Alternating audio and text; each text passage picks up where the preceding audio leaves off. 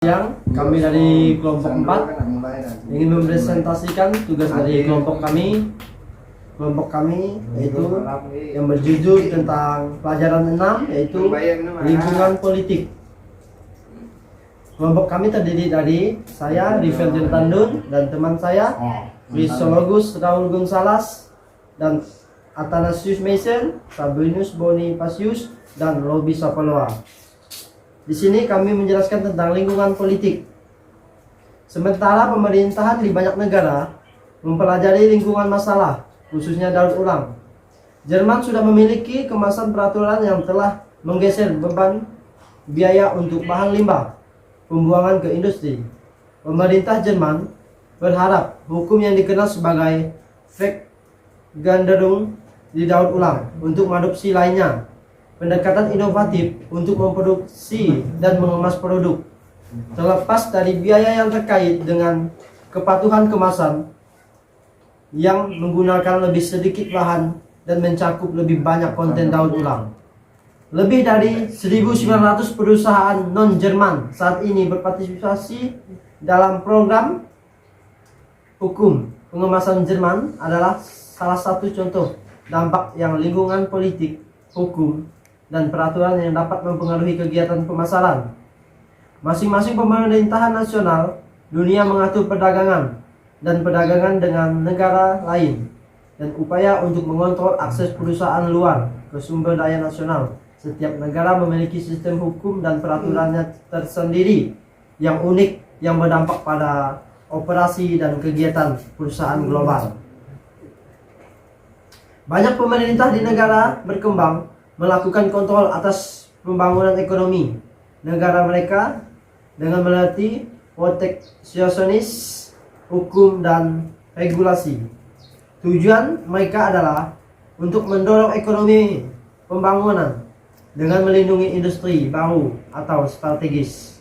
Sebaliknya, ketika banyak negara mencapai tahap lanjut pembangunan ekonomi, pemerintah mereka menyatakan bahwa dalam teori, setidaknya praktik, atau kebijakan apapun yang membatasi perdagangan bebas adalah liar. Undang-undang dan peraturan anti monopoli dibuat untuk mempromosikan persaingan yang sehat. Hukum negara maju sering mendefinisikan dan menjaga keterlibatan sosial suatu bangsa. Hukum dapat meluas ke politik budaya dan bahkan aktivitas intelektual dan perilaku sosial. Resiko politik, resiko perubahan kebijakan pemerintah yang akan berdampak buruk pada kemampuan perusahaan untuk beroperasi secara efektif dan efisien, menguntungkan dan menghalangi perusahaan untuk berinvestasi di luar negeri. Ketika tingkat risiko politik yang dirasakan lebih rendah, suatu negara lebih mungkin untuk menarik investasi. Tingkat risiko politik adalah perbandingan terbalik dengan tingkat perekonomian suatu negara. Pembangunan semua hal lain dianggap sama yang kurang berkembang di suatu negara, semakin besar resiko politik. Resiko politik adalah dari negara 3 serangkai, misalnya sangat terbatas dibandingkan dengan negara dalam tahap awal pembangunan di Afrika, Latin Amerika, atau Asia. Belum. Kontrol nasional menciptakan hambatan untuk global pemasaran. Banyak negara berusaha untuk melakukan kontrol atas transfer barang jasa, uang, teknologi, manusia, dan hak lintas batas mereka. Secara historis dan motif kontrol yang penting adalah ekonomi. Tujuannya adalah untuk menghasilkan pendapatan dengan memungut tarif. Saat ini, pembuat kebijakan telah motif tambahan untuk mengendalikan arus lintas batas, termasuk perlindungan industri lokal dan mendorong pengembangan perusahaan lokal, seperti kebijakan yang dikenal sebagai proteksionisme atau nasionalisme. Ekonomi, tujuan ekonomi dan politik yang berbeda dan sistem nilai yang berbeda adalah alasan utama proteksionisme. Hambatan yang ada antara Amerika Serikat dan Kuba misalnya ada karena perbedaan besar antara nilai dan tujuan kedua negara. Banyak hambatan sistem politik yang berbasis dan berbeda telah turun dengan antara nilai tujuan keduanya. Namun hambatan berdasarkan sistem nilai yang berbeda terus berlanjut. Itu petani dunia baik mereka orang Jepang, Eropa, atau Amerika, adalah berkomitmen untuk mendapatkan perlindungan sebanyak mungkin dari masing-masing pemerintah. Karena pengaruh politik, lobi pertanian di setiap negara, dan terlepas dari upaya negosiasi perdagangan untuk membuka pasar pertanian, kontrol atas dasar perdagangan produk pertanian terus mendestroy efisiensi ekonomi. Kontrol tersebut bekerja melawan kekuatan pendorong.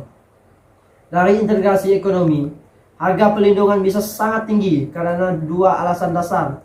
Yang pertama adalah biaya konsumen. Ketika produsen asing dihadapkan dengan hambatan daripada akses bebas yang ke pasar, hasilnya adalah harga yang lebih tinggi untuk domestik konsumen dan penurunan standar hidup mereka. Biaya kedua adalah berdampak pada daya saing perusahaan domestik. Perusahaan yang berkembang biak dan mempertahankan keunggulan kompetitif kelas dunia. Suatu dari rangsangan terbesar untuk daya saing adalah pasar terbuka. Ketika sebuah perusahaan menghadap persaingan dunia, ia harus mencari cara untuk membuat ide yang lebih baik daripada perusahaan manapun di dunia, atau harus mencari untuk bersaing dalam persaingan tatap muka. Pajak tidak jarang berpenamping tergabung menjadi satu menempatkan. Laju gila. Dia ulangnya itu. Tidak jarang berpenamping tergabung menjadi satu menempatkan, melakukan bisnis di tempat lain, dan mempertahankan perusahaannya markas di sepertiga. Jenis aktivitas geografis yang beragam ini memerlukan perhatian khusus pada undang-undang perpajakan. Banyak perusahaan membuat upaya untuk meminimalkan kewajiban pajak mereka dengan menggeser lokasi penghasil. Misalnya, telah diperkirakan bahwa penghindaran pajak oleh perusahaan asing yang melakukan bisnis di Amerika Serikat, biaya pemerintah Amerika Serikat kehilangan beberapa miliar dolar setiap tahun pendapatannya. Dalam satu pendekatan yang disebut pengumpasan penghasilan asing, perusahaan mengurangi pendapatan dengan memberikan pinjaman kepada kami, afiliasi daripada menggunakan investasi langsung untuk membiayai kegiatan Amerika Serikat itu. Anak perusahaan Amerika Serikat dapat mengurangi bunga yang dibayarkan untuk dipinjam tersebut. Ada dengan mengurangi itu beban pajak. Tidak ada hukum internasional universal yang mengatur pungutan pajak pada perusahaan yang melakukan bisnis lintas batas nasional. Untuk memberikan perlakuan yang adil, banyak pemerintah telah negosiasi perjanjian pajak untuk memberikan kredit pajak untuk pajak dibayar di luar negeri. Amerika Serikat memiliki lusinan perjanjian semacam itu di tempat UN 1977, Organisasi Kerjasama Ekonomi dengan Pembangunan OECD, meloloskan model pajak beragenda konvensi, pendapatan dan modal untuk memandu negara-negara dalam negosiasi bilateral.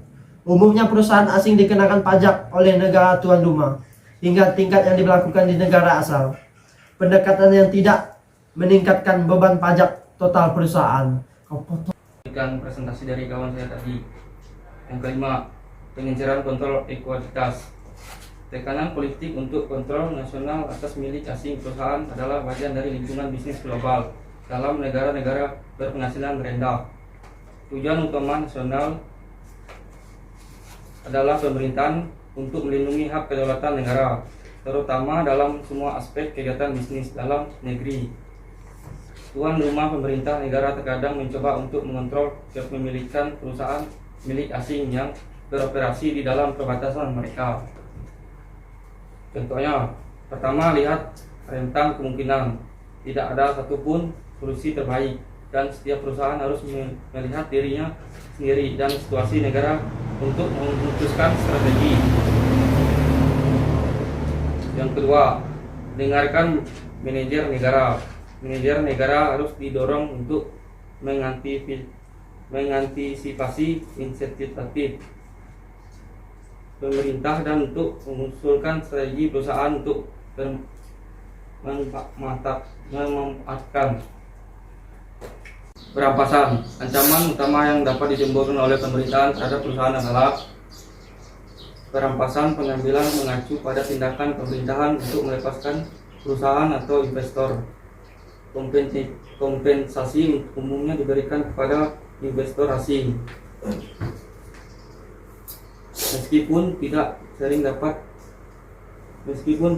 tidak gimana tadi? Lanjut.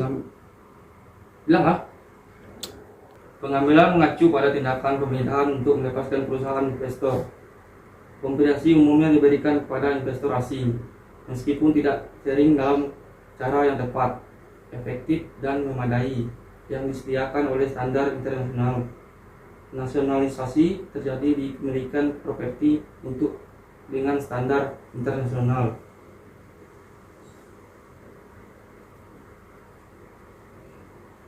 Kan presentasi dari teman saya, risiko politik. Ada sejumlah risiko politik yang harus dihadapi pemasaran bersaing. Bahaya berdasarkan tindakan pemerintah. Tuan rumah meliputi penyitaan, pengambil alihan, nasionalisasi, domestikasi, dan pengambil alihan yang merayap. Tindakan seperti itu lebih mungkin untuk dikenakan terhadap investasi asing. Meskipun properti perusahaan lokal tidak sepenuhnya imun, Charles de Gaulle misalnya nasional disesuaikan 3 bank terbesar Prancis pada tahun 1945 dan banyak lagi nasionalisasi terjadi pada tahun 1982 di bawah sosialis Prancis. Pertama, penyitaan adalah proses pengambil alihan oleh pemerintah kepemilikan properti tanpa kompensasi. Sebuah contoh penyitaan adalah penyitaan pemerintah Cina dan atas Amerika. Kedua, pengambilalihan agak berbeda dari penyitaan. Dalam hal itu ada beberapa kompensasi, meskipun tidak harus adil kompensasi. Lebih sering daripada tidak, sebuah perusahaan yang diambil alih setuju untuk menjual operasinya. Dinasosialisasi atau didomestikasi. Nasionalisasi melibatkan kepemilikan pemerintah, dan itu adalah pemerintah yang beroperasi bisnis yang diambil alih perdagangan luar negeri. Untuk misalnya sepenuhnya dinasionalisasi, umumnya tindakan ini berpengaruh seluruh industri, bukan hanya satu perusahaan. Untuk misalnya ketika Meksiko berusaha mengendalikan masalah utangnya. Sistem perbankan. Dalam kasus nasionalisasi lain, Libya, visi kolonial Gaddafi tentang sosialisme Islam membawanya ke menasionalisasi semua bisnis swasta pada tahun 1981.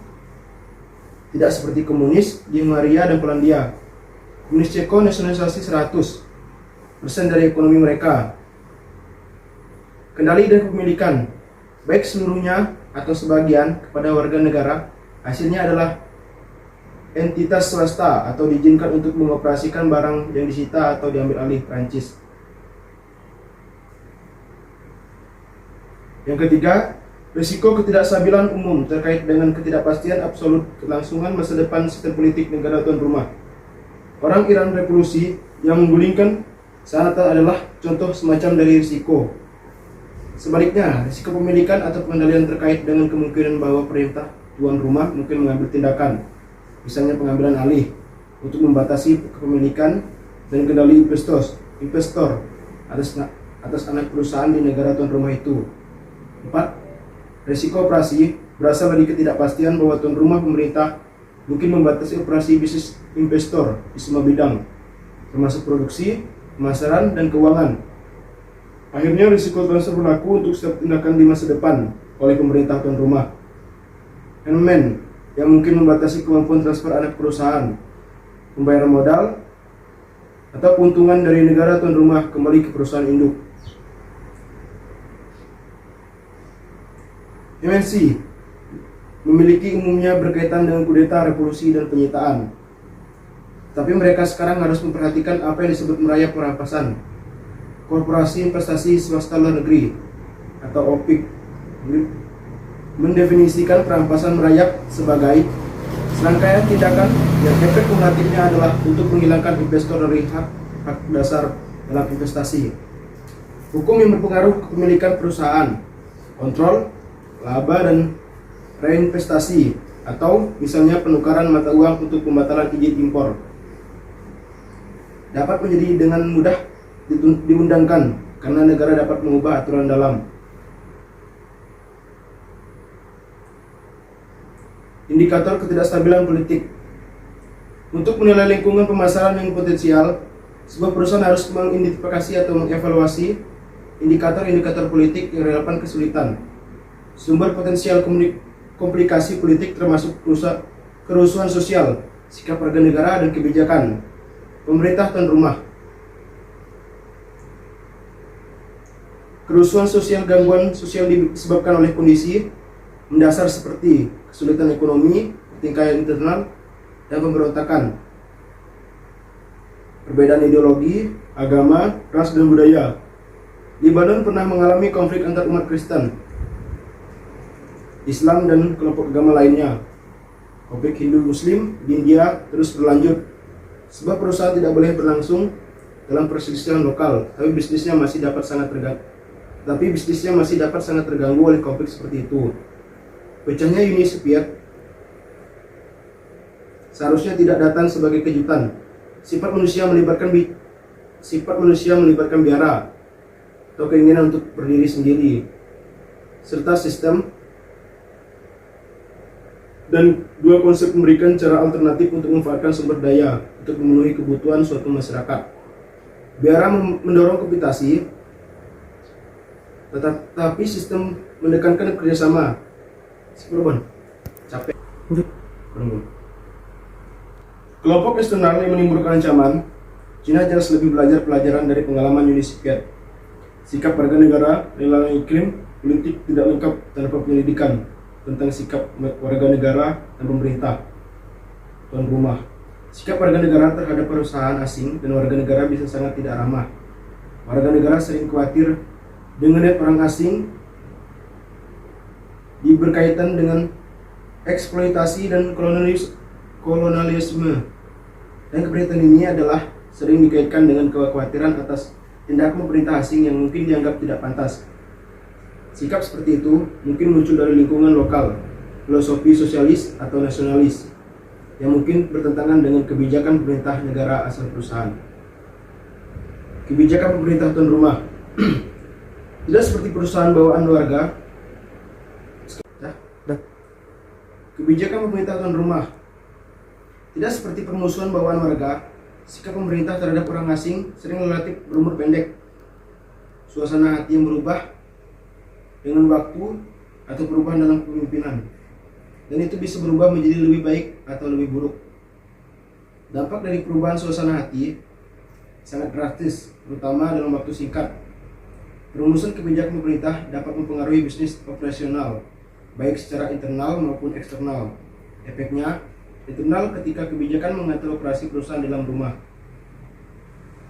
Efek yang bersifat eksternal ketika kebijakan mengatur tentang kegiatan perusahaan di negara lain.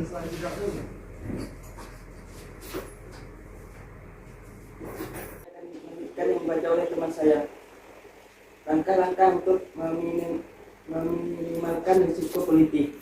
Risiko politik meskipun tidak mungkin dihilangkan dapat paling tidak minimal. Ada beberapa tindakan yang dapat dilakukan oleh MNC untuk mencegah negara tuan mengambil pengendalian aset MNC. Stimulasi ekonomi lokal. Salah satu strategi investasi defensif meminta perusahaan untuk menghubungkan kegiatan usahanya dengan perekonomian nasional.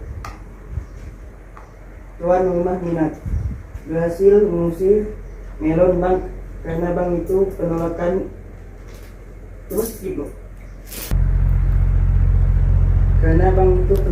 untuk bekerjasama dalam renegosiasi negara hutang dalam negeri.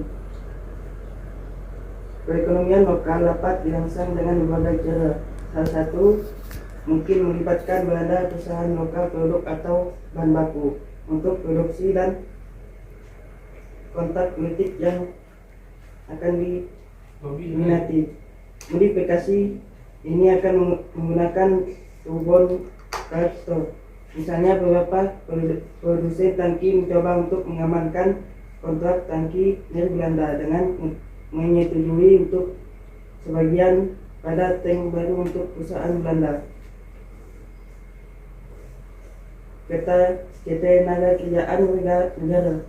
Seringkali orang asing membuat kesalahan namun mahal dengan asumsi bahwa negara miskin karena pilihan tidak melayani tujuan yang berguna bagi perusahaan untuk mengasumsikan bahwa masyarakat lokal adalah malas, tidak cerdas, tidak motivasi atau tidak berpendidikan. Seperti sikap biasa menjadi ramalan yang terpenuhi dengan sendirinya. Berbagi kepemilikan. Alih-alih mempertahankan kepemilikan penuh untuk dirinya, sebuah perusahaan mencoba berbagi kepemilikan dengan orang lain, terutama dengan orang lokal. Salah satu caranya adalah dengan memaksa kedelai Pasifik untuk menjual publik.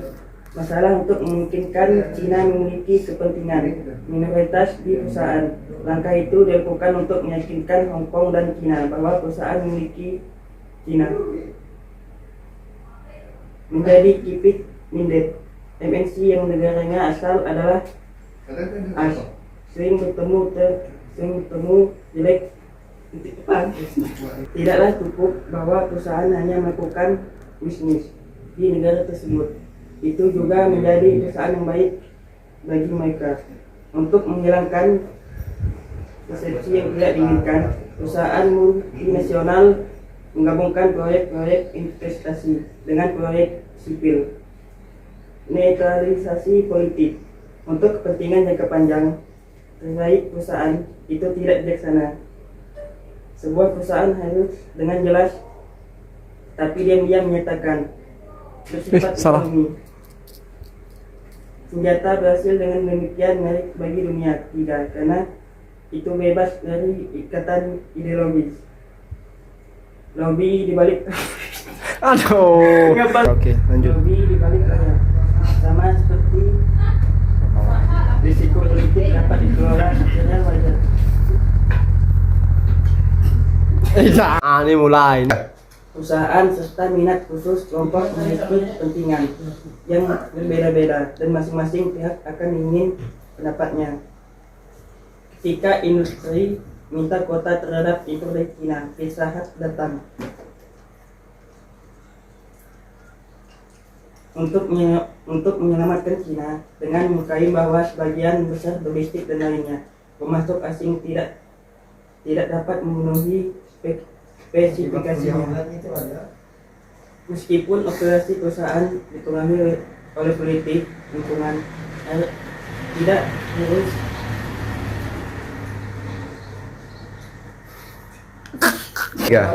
Pizza Hut memiliki banyak hal yang dipertaruhkan karena ini adalah salah satu yang terbesar di Cina.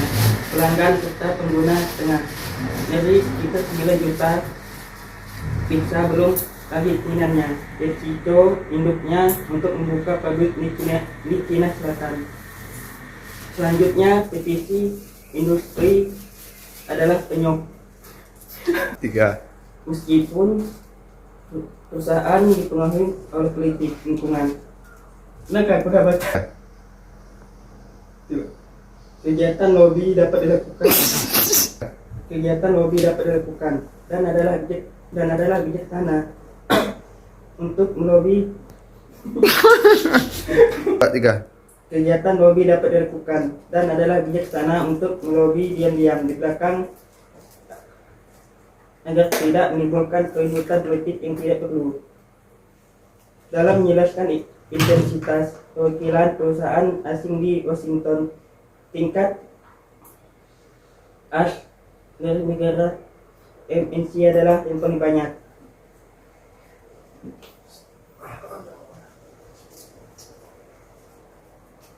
Negara dan investasi asing langsung di Amerika Serikat. Tapi mereka juga mungkin harus melobi di negara tuan rumah. Teman Nes mungkin ingin melakukan 3. tetapi mereka juga mungkin harus melobi di negara tersebut. Teman Yes mungkin ingin melakukan,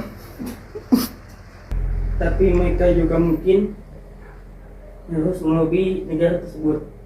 Teman Yes mungkin ingin, tapi mereka juga mungkin harus melobi di negara tersebut. Teman Yes mungkin ingin melakukan lobby, atau mereka mungkin membiarkan Tiga, oke. Pengamatan suasana politik dan pengurangan. Paparan pemasar harus peka terhadap perubahan suasana politik. A. Rencana kontingensi harus dalam kesiapan. Ketika politik iklim berubah menjadi tidak bersahabat, ketika tindakan diperlukan untuk mengurangi paparan, beberapa bank besar dan MNC mengambil tindakan untuk mengurangi paparan. Mereka di Prancis dalam menanggapi ketakutan bahwa A. Sosialitas. Koalisi komunis mungkin mendapatkan kendali atas legislatif dalam pemilihan 1978. Kekhawatiran mereka di bawah dapat diandalkan karena sebagian besar perusahaan ini berada di sebelah kiri daftar nasionalisasi. Strategi pertahanan mereka menghalangi arus keluar modal, pengalihan paten dan aset lainnya ke anak perusahaan asing, dan penjualan kepemilikan ekuitas di perusahaan asing dan warga negara Prancis yang tinggal di luar negeri. Kegiatan seperti itu sekali menyimpulkan membuat sulit bagi pemerintah sosialitas untuk menasionalisasi properti perusahaan. Produsen menanyakan itu transaksi ini dirahasiakan untuk menghindari pembalasan. Sebagai peristiwa berkembang, ketakutan sebagian terwujud. Walaupun koalisi memang menang, pemerintahan baru itu pragmatis dan berhasil di saat ketidakpastian dan dalam keadaan seperti itu. Apa perusahaan ini dilakukan adalah lokal. Oke, belum. Tindakan lainnya, ada beberapa langkah lain yang dapat dilakukan MNC untuk meminimalkan risiko politik. Salah satu strategi dapat melibatkan menjaga low profile karena sulit menyenangkan semua orang waktu. Mungkin diinginkan bagi perusahaan untuk menjadi realitif, tidak mencolok. Misalnya pada tahun 1980, Texas Instruments menghapus logo dan tanda mengenal di El Salvador. Taktik lain bisa melibatkan mencoba mengadopsi kepribadian lokal, pendekatan praktis, mungkin mengharuskan perusahaan berbaur dengan lingkungan. Tidak banyak yang bisa menjadi perusahaan yang kasar, menjadi estrontis, dan mencoba membaratkan negara tuan dengan rumah warga negara perusahaan multinasional. Karena kehadiran mereka di sejumlah besar negara harus waspada terhadap ancaman teroris. Sebuah survei MNC yang berbasis di AS menemukan bahwa kurang dari 50% memiliki formal program untuk menangani serangan teroris. Sebagian besar MNC dengan program anti teroris lebih fokus pada peralatan keamanan daripada melatih eksekutif dan keluarga mereka. Beberapa dari kegiatan yang termasuk dalam pelatihan anti teroris adalah mengemudi defensif, membela diri, menghindari penculikan, perilaku selama penculikan, keterampilan negosiasi, penenangan senjata, pengumpulan informasi dari sumber lokal tentang teroris, dan perlindungan terhadap aktiva. Kakak laki-laki superkomputer adalah komputer tercepat yang digunakan terutama oleh para ilmuwan. Sebuah superkomputer dapat berharga lebih dari 30 juta. Cray Research Inc. adalah pemimpin yang tak terbantaikan dalam ini segmen pasar dan memiliki 67% dari pasar dunia. Fujitsu Ltd di posisi kedua memegang 20%, tempat ketiga NEC Corp memiliki 6%. Pada tahun 1987, Massachusetts Institute of Technology MIT berencana untuk membeli atau menyewa superkomputer dan meminta tawaran kontrak 7,5 juta sebelumnya. Di antara mereka yang mengajukan proposal adalah Cray Research, IBM, ITA, Sistem AMDAL 48%, dimiliki oleh Fujitsu, dan Honeywell NEC CO% dimiliki oleh Nippon Elect Corp. Mempelajari preferensi MIT untuk buatan Jepang, mesin pemerintah AS campur tangan. Pejabat sekretaris komersi secara resmi memberitahu Presiden MIT bahwa produk impor dapat dikenakan sanksi AS. BEA masuk anti-dumping proses informasi meskipun penolakan komersi ancaman Departemen Pemerintah. Dibuat jelas untuk MIT bahwa mengingat hambatan Jepang yang mencegah AS perusahaan superkomputer memasuki pasar Jepang, tidak akan terjadi kepentingan Amerika Serikat untuk membeli unit Jepang.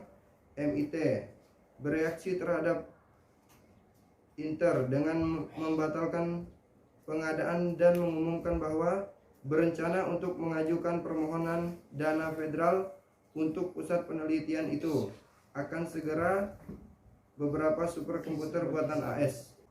Superkomputer tahun 1990. Perjanjian perdagangan superkomputer telah membantu Cray Research untuk meningkatkan pangan pasarnya dalam instalasi komersial di Jepang menjadi 25%. Namun Cray Research tidak dapat melanjutkan menembus sektor publik dan pangsa pasarnya di sektor ini tetap 8%. Sektor publik termasuk pemerintah, universitas yang ditandai dan laboratorium penelitian. Meski perusahaan Jepang telah lama menjadi pelanggan Cray, pemerintah Jepang, pembeli terbesar Jepang, tidak pernah membeli dari Cray. Contoh betapa sulitnya menembus sektor publik Jepang. Institut Nasional untuk Penelitian Fusion memilih untuk menyewa NEC sistem SX seharga 625.000 per bulan. Namun menurut 4 pemerintah Jepang, pembelian terbesar tidak pernah membeli dari Cray. Contoh betapa sulitnya menembus sektor publik Jepang. Institut Nasional untuk Penelitian Fusion memilih untuk menyewa NEC sistem S3X seharga 625 per bulan. Namun menurut 4 halaman hasil benchmark, sistem Cray 90 melampaui semua, tapi selalu satu persyaratan kecepatan fusion institut. Tetap pejabat Jepang bersikeras bahwa kekuatan ekstra bersedia dari mesin Cray tidak relevan karena para ilmuwan fusi tidak membutuhkannya. Selanjutnya, mereka menunjukkan bahwa tawaran itu mengharuskan mesin untuk bekerja dengan perangkat penyimpanan khusus. Cray sisi lain berpendapat bahwa persyaratan yang dimaksud adalah palsu. Karena itu dimasukkan hanya untuk mendukung mesin NEC Washington. Sementara menuduh Jepang tidak adil, telah melakukan hal yang sama persis. Pemerintah AS telah melakukan yang terbaik untuk mencegah penjualan superkomputer. Jepang di Amerika,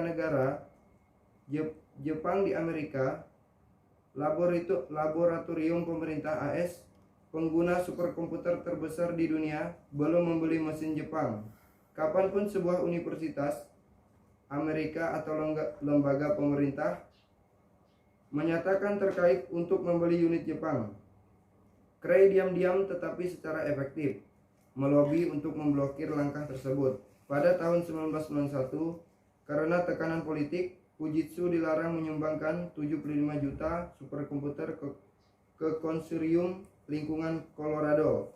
Ilmuwan kritikus Kongres tidak menyukai gagasan hadiah Jepang, namun mereka tidak keberatan ketika Cray menyumbangkan pada tahun yang sama sistem XMP ke Energi Departemen dalam mendukung sekolah menengah nasional program superkomputer. Penyuapan soal perspektif nasional. Jeffrey A. Fadiman, Universitas Negeri Sianjos, eksekutif AS mungkin merasa tidak yakin, misalnya tentang cara mengatasinya dengan imbalan luar negeri, terutama Untuk hadiah diterima bentuk kebanyakan orang Amerika anggap suap. Meskipun imbalan jelas ada di Amerika Serikat, mereka dibenci di negara kita. Budaya karena jenis ajakan ini mungkin menyarankan untuk bahan eksekutif yang paling berorientasi luar negeri bahwa bisnis AS. Nilai-nilai moral lebih unggul daripada yang digunakan di luar negeri. Narapidana ini jika dirasakan oleh rekan-rekan asing dapat menghancurkan yang paling usaha komersial yang direncanakan dengan hati-hati. Pengalaman awal sendiri dengan bentuk-bentuk penyuapan dunia ketika dapat menjadi contoh. Dia terjadi di Afrika Timur selama tahun 1997-an. Dimulai dengan ini pemerintahan. Dan bahwana saya ingin sejumlah mata uang adalah ditentukan sebagai zawadi hadiah saya, dan karena kita sekarang berteman untuk Chai Tiku. Radio 8 band untuk dibawa ke rumah saja ketika ada kunjung.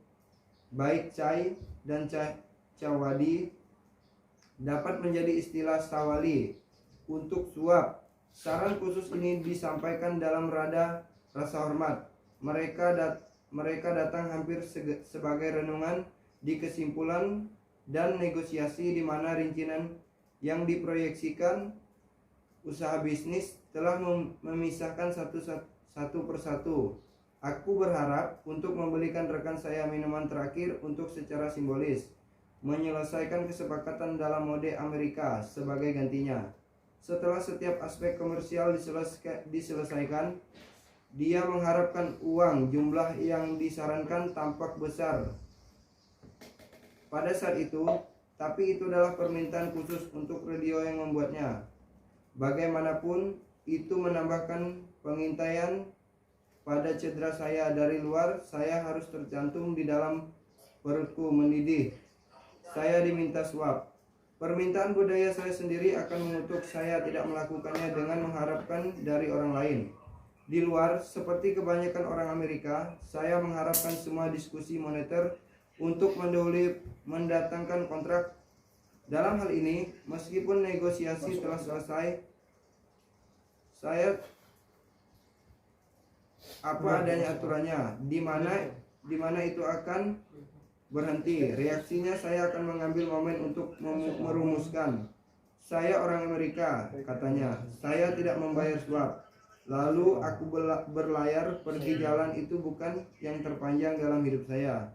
Namun itu adalah salah satu yang paling tidak komersial produktif. Karena dalam memutuskan untuk melakukan bisnis internasional dengan aturan Amerika, saya ditentukan lebih diurus komersial saya, juga menutup gerbang yang membungkus ke dalam budaya asing. Di luar itu, memberi kesempatan untuk melakukan bisnis dengan cara yang sepenuhnya, karena serta hubungan internasional yang bisa berlabuh. Prospek komersial saya di wilayah itu untuk tahun-tahun mendatang. Dahwis. Baiklah, sekian dari presentasi dari kelompok kami, kelompok 4. Mungkin ada dari peserta yang ingin bertanya, silahkan bertanya di kolom komentar bawah. Mungkin pertanyaannya kami tampung terlebih dahulu untuk kami mencari jawaban-jawaban yang dikasih oleh pertanyaan-pertanyaan yang ada. Baiklah, sekian presentasi dari kelompok 4. Mungkin ada salah kata, kami mohon maaf sebesar-besarnya. Baiklah, terima kasih.